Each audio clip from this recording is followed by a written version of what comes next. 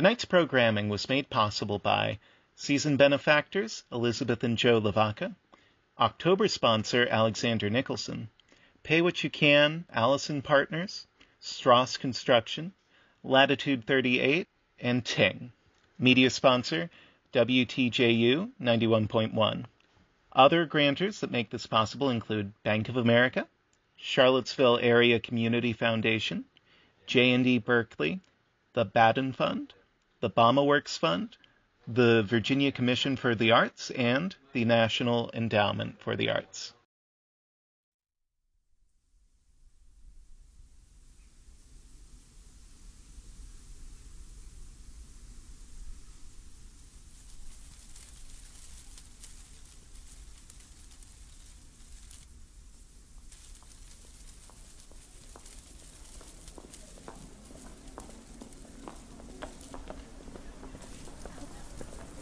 Okay, but really, now, what is a hotel?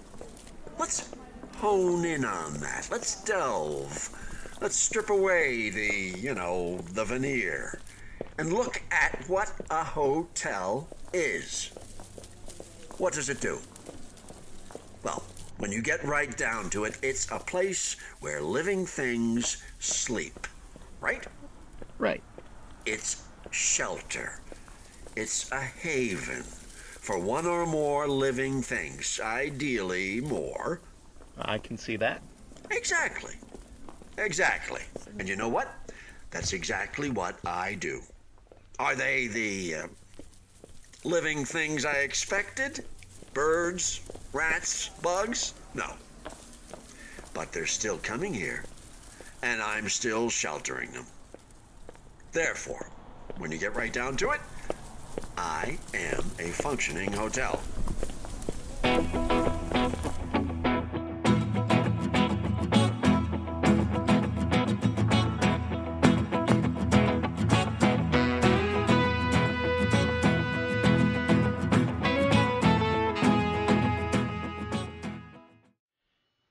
It's been a year, hasn't it? Not a good one, but a year. A lot of our plans just didn't work out, for reasons completely beyond our control. No one knows that feeling than Charlottesville's own Landmark Hotel, who's been standing empty and abandoned on the downtown mall since 2009. My name is Curtis Mills, and I talk to buildings. For our first interview of the day, let's hear the Landmark's experience in their own words, and maybe we'll wind up feeling a little bit better about how our summer's gone.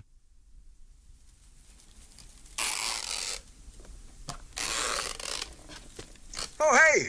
Another poster! You get a lot of those. Oh, yeah. Does it bother you? At first, yeah. Whoa, if you had known me in 2009, I had all these ideas, Mm-hmm. I mean, I was going to be this big luxury hotel, right? Centrally located, high-rise. Right. But back then, it felt more real. It was about to happen for you. Right. There were plans, schematics. The foreman would go into this whole thing about never being able to afford a room in me. They were really pumping me up. So I was just sitting around getting more finished every day with these ideas floating about who I was supposed to be, what I was supposed to do, the kind of people I'd be doing it for. And I'll be honest, I get a little angry. Angry at who? Oh, everyone. People putting up posters. Graffiti artists, squirrels, birds, dogs, buskers. I mean, they all got to do everything they're set out to do, and I was just waiting. It was the summer of 2009. Things were really going to happen for me. It was all literally coming together. I was coming together. And then it just stopped. When the money ran out. That's right. The foreman, Jeff, I think he was, he just looked worse and worse every day. Stressed, I could tell.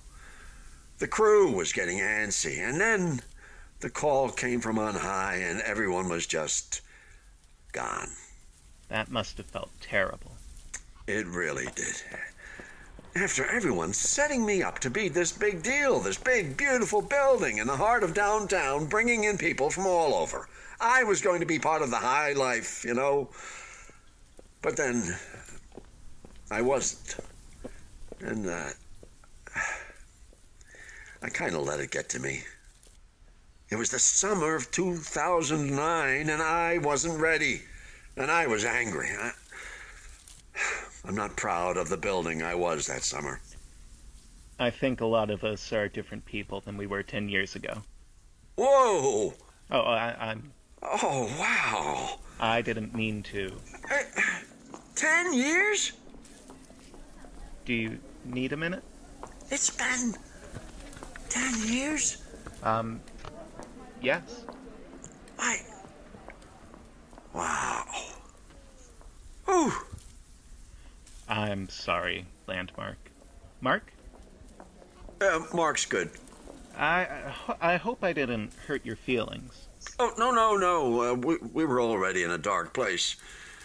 It's fine. I just haven't thought about time and the passage of it in a bit. It feels bad sometimes to all of a sudden think about lost time. I think there's a few of us feeling that way right now. Us? As in... People, humans. Ah! The coronavirus definitely put a lot of things on hold for us. You haven't gotten to become a hotel, and a lot of us haven't gotten to see our friends, travel, visit the movie theater. Now, I'm going to correct you on the language a little bit there, Curtis. Okay. I am a hotel. Well, in construction. No, I mean right now. Right now, I'm a hotel. Tell me a little bit more about that. You don't feel like there are some prerequisites to being a hotel? Walls, beds, guests? Okay, but really, now, what is a hotel? Let's hone in on that. Let's delve. Let's strip away the veneer and look at what a hotel is. What does it do? Well, when you get right down to it, it's a place where living things sleep, right? Right. It's shelter. It's a haven for one or more living things, ideally more. I can see that. Exactly. And you know what? That's exactly what I do. Are they the living things I expected? Birds, rats, bugs? No. But they're still coming here, and I'm still sheltering them. Therefore, when you get right down to it, I am a functioning hotel. There's one of your guests now. Hey, checkout is at 11 a.m. on the dot. On the bright side, he'll never leave a bad review on TripAdvisor. You know, come to think of it, you're kind of a hotel, too. I'm a hotel. Sure. Things take shelter in you all the time. Are they so small that maybe you don't even notice them? I feel you. But they're still there. So, I'm like a hotel for bacteria? A microorganism hotel? That's a great way to think about it. You, just as you are, even just kind of standing there, are a hotel. No windows, no walls, no doors, but you're still sheltering living things. So, you're useful. Hey there, fellas. Going with the penthouse suite tonight? I love those guys. Yeah, I just really think 2020 is going to be my year. Yeah? Yeah, I've got good feelings about this one, man. I mean, I know you look at me and think, wow, what's going on here? Where's the windows? Where's the walls? Where's the elevator? But I've been rocking it. putting in the time, putting in the work. I think any day now my dad's going to see how good I've been doing with, working with what I've got. And then we'll get this thing rolling. Any day now. Tomorrow even. That's very optimistic of you.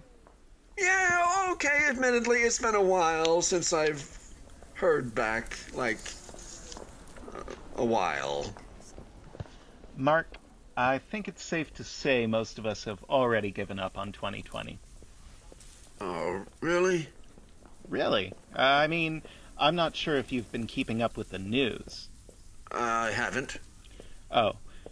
Well, in any case, you've been down here this whole time.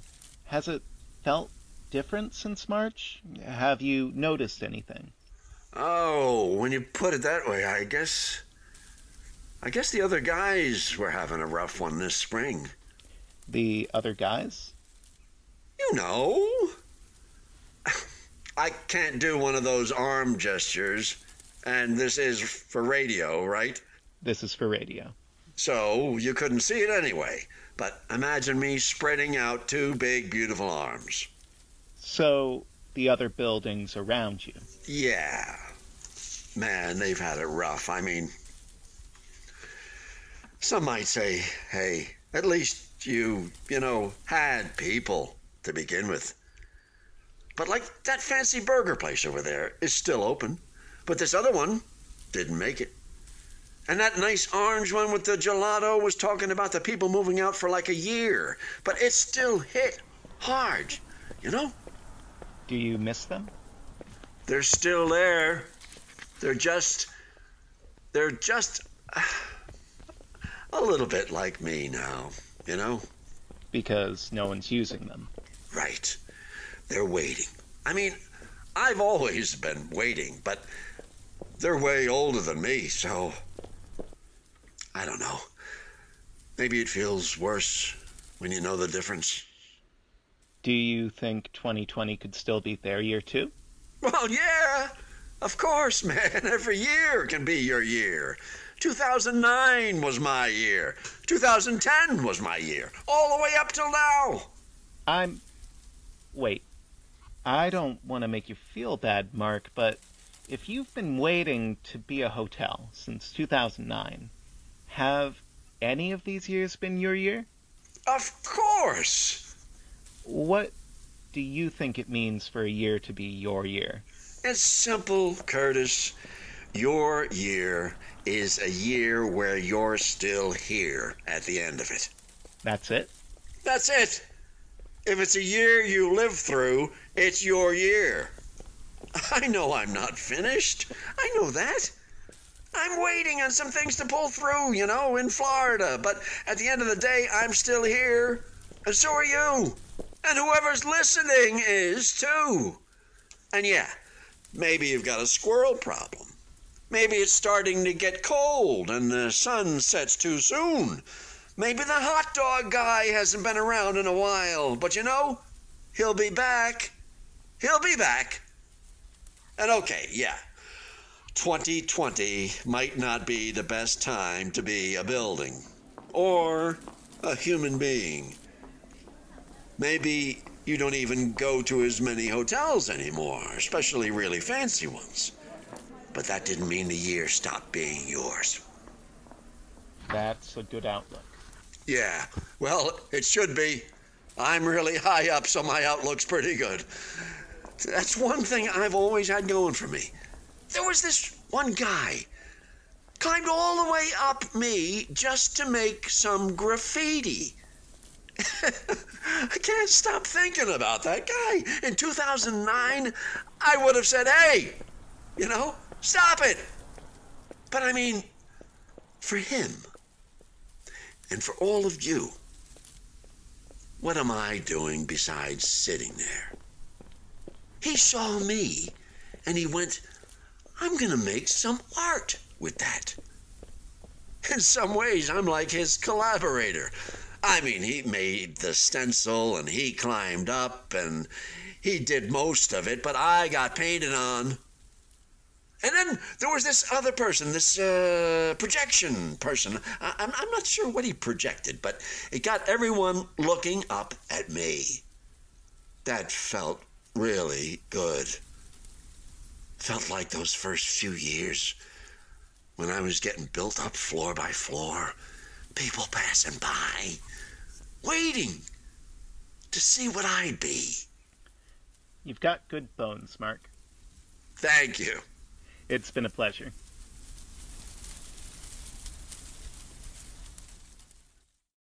Well, like the landmark said, if you're listening to this, you're alive. And if you've made it through the year 2020, then maybe it's yours. I won't judge you if you leave it, but if a hotel that's been waiting around for 11 years to get built hasn't given up on this year, maybe you shouldn't either. Our next guest is a little older, a little wiser, and a lot quieter.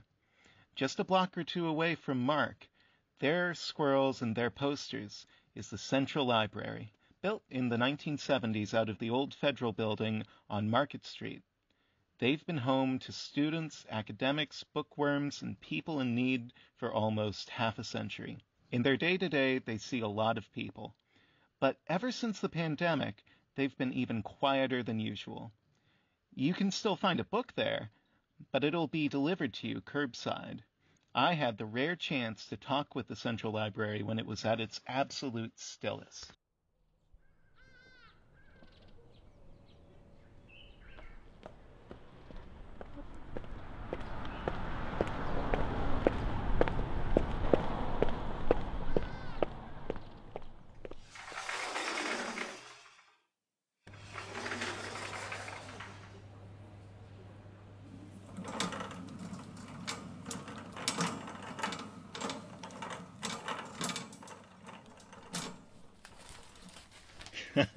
I love this one. Whales on Stilts by Matthew Tobin Anderson. An understated classic. You've been reading it in here on and off since you were 8, I think. Sounds about right. It's good to see you again, given the circumstances. It's been quiet lately, hasn't it? I know. Isn't it lovely? I mean, it was. No offense, Curtis. None taken. I appreciate you agreeing to the interview. It's not that I don't love people, because I really do. I love watching them read to each other, discover a new favorite comic book, have meetings and clubs and play rehearsals and Hebrew classes. I love all of it. But I'll be honest, what you're hearing right now, this silence, is the platonic ideal. Right now? Well, not right now. Shh.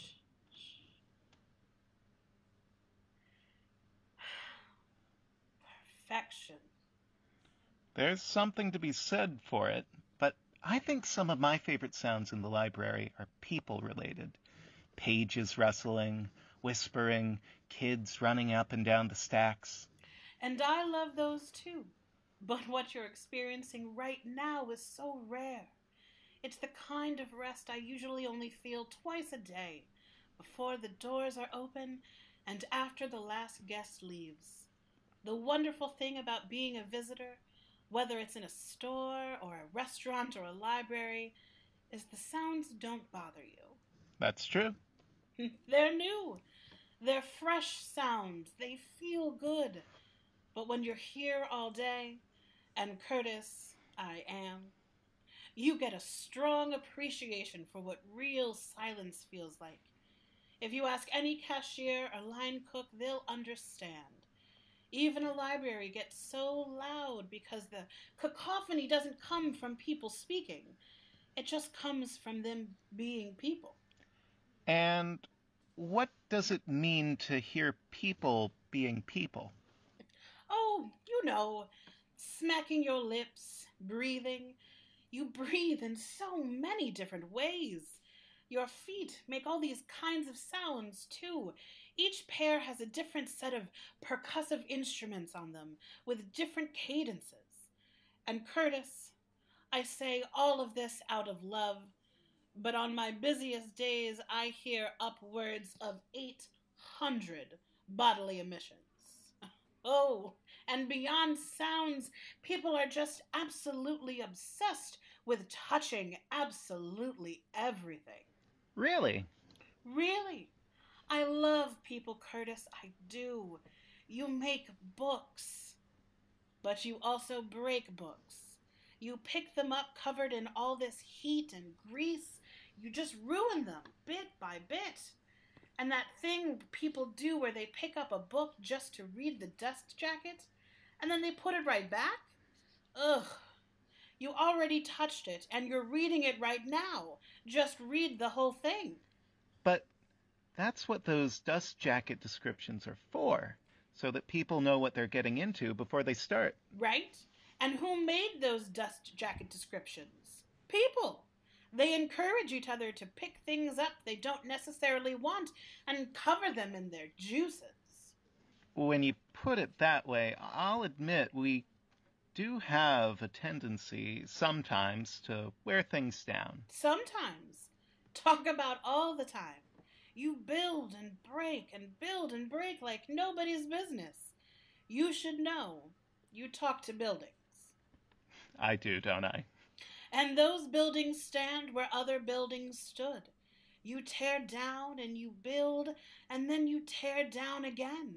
You make things. You break things. Talk to some of the buildings on Vinegar Hill and ask them where they're standing. I bet they'll have a lot to tell you. I'm sure they will. Sorry to go on a tear like that. It's been so nice these past few months, but I'll tell you right now, even after everything I just said, I miss all of you. Well, that's good to hear. Especially those of you who don't have buildings of your own. The people who use my bathroom to change clothes and wash their face. Who spend all day in my computer room on job boards. All those people, they're like my kids. I worry about them when they're not here. I'm sure those people miss you too. I'm glad you brought that up because I think that's one of the most important things that you do in Charlottesville. You help the homeless. It's not something that a lot of us think about when we imagine libraries. And isn't that funny? The strangest thing about people is how weird you all get around free things. If a friend was giving you a gift, lending you a book, or letting you use their computer, that's normal. But dedicate a place to doing all of those things and make that place available for everyone, and suddenly people get suspicious. Shouldn't it just be this way? I don't mean to be political, Curtis. By all means. Everything in my walls is a fundamental human right. I think a lot of us agree with you, Central. If there was something I really wish people were better at, besides controlling their sweat and sound, it's asking for help. You want to help each other so badly. It's baked right into your functions, but you have so much trouble asking for it. And personally, I would love to help. It's not a problem for me. It's what I was built to do. No catch, no hidden fees, no angles. Just me. I think a computer lab is something most of us don't really think about anymore. Like cyber cafes. Everyone's expected to just have a computer now, even in their pockets. Right? And that's terrible, isn't it? Because not everyone does. Maybe it's the months of social isolation talking. I'm not sure my life is better with the internet than it would be without it. What is the internet to you? A place, a person, or a tool? A place, I suppose. I'm always catching myself saying, I'll go on Facebook, which sounds ridiculous the more you think about it. I mean, you're not going anywhere. But there's something about a website, especially a social media website, that makes it feel like a place, especially now when I'm going to far less places. I like that. Does it feel like different parts of a big city or separate countries on a continent? Hey, who's interviewing who here? Excuse me. I think it is a city. There was this children's movie I saw where each website was a different district, and that just felt right. eBay's a big city market, Facebook a busy town square. It sounds silly when I say it out loud, but it fit perfectly into the way I think about it. Every website, a different place. I don't go to places for fun anymore. It's either work or groceries. There's always something I want to get from a place. Talking to you is one of the few times I've been downtown since March. But Twitter feels like a place I've been visiting multiple times a day, every day. And that's fascinating, especially speaking as a place myself. But I find it's important that we remember that first and foremost, beneath the veneer, the internet is a tool. Right. And when you can't access that tool because you can't afford a working smartphone or desktop computer or network connection, suddenly you're cut off from job opportunities, family, and just information in general. That's true. So it can be this incredible equalizer, but only if people can access it equally. That's my favorite kind of work, Curtis. Helping people find a level playing field. I think that's really admirable. Do you think so? Absolutely. I just think it's the bare minimum. But you know what? I've been too pragmatic already. I'm not using my time wisely. A library doesn't get to be on the radio often, to speak right to her visitors, and quite frankly, I have some grievances I've been waiting 40 years to air. Oh, by all means, read us for filth. Are you sure? I'd be insulted if you didn't. Humans, you don't read your own signs. And it's the strangest thing. You're walking into a place full of books, and you collide with the doorway because you didn't read the sign saying closed. Well, no one likes reading signs. It's not nearly as fun as reading Whales on Stilts. And so many of you are obsessed with putting liquids near books. Who taught you to do this? Don't you know coffee and paper are natural enemies? You wound me, Central Library. That's one of the last innocent pleasures I have in life. Then buy the book. Ah. Then that coffee stain is yours forever, further personalizing your personal copy. When you keep that stuff away from books, you not only make my heart happy, but you pay it forward to the next reader. Anything else?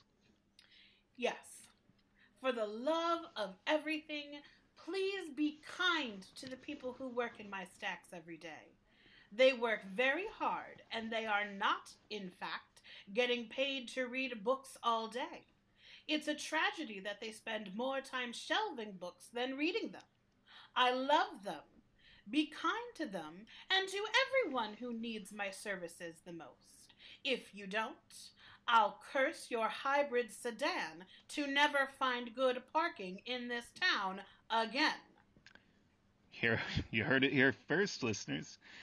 If you ever want to be able to find good parking in this town again, be kind to your local librarian.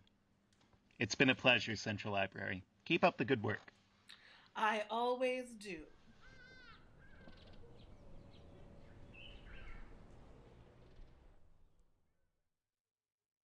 Sometimes I think buildings have as much to do with putting us together as we have putting them together. I've tried to keep them in chronological order today, from oldest to youngest. Our oldest and final guest on the show has a reputation that precedes them. Built in 1942 by the Ogle Construction Company for the C&O Railroad, this tower, that once held up to 300 tons of coal, has sat derelict and abandoned for years. Kept in a state of controlled decay. If all it did was rot, there wouldn't be much to say about the coal tower. But in a way that's different from most other buildings I've talked to, it's a place rooted in death. One of the last truly haunted spots in Charlottesville. We've heard a lot about the good in people, dear listeners. We've steeled ourselves. So let's go then, you and I, to speak with someone who's seen a lot more in people than just the good.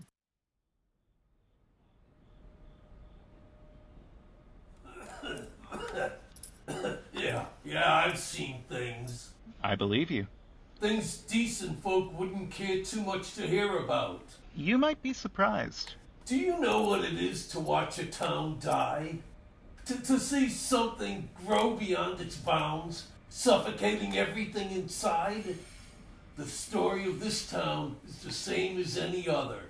A metastasizing cancer growing beyond the bounds of the soil underfoot until the only resource left to burn is its poorest, its weakest, and its blackest.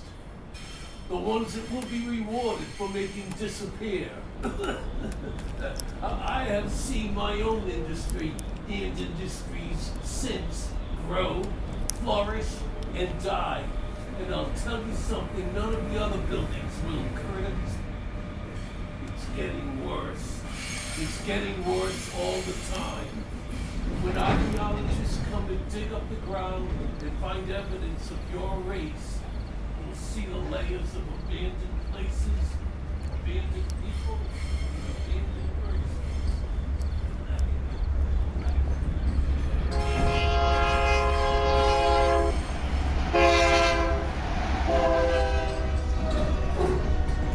I'm sorry, I can't... Can you try to speak up a little? Coal Tower, if you don't mind. We're just having a little audio hiccup, so if you could... Talking to buildings is sometimes an imperfect science.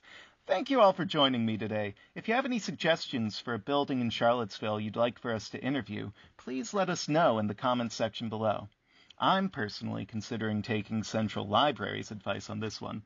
Stay safe out there, stay smart, and don't be afraid to ask questions. I'm Curtis Mills, and I talk to buildings. I'll see you next time.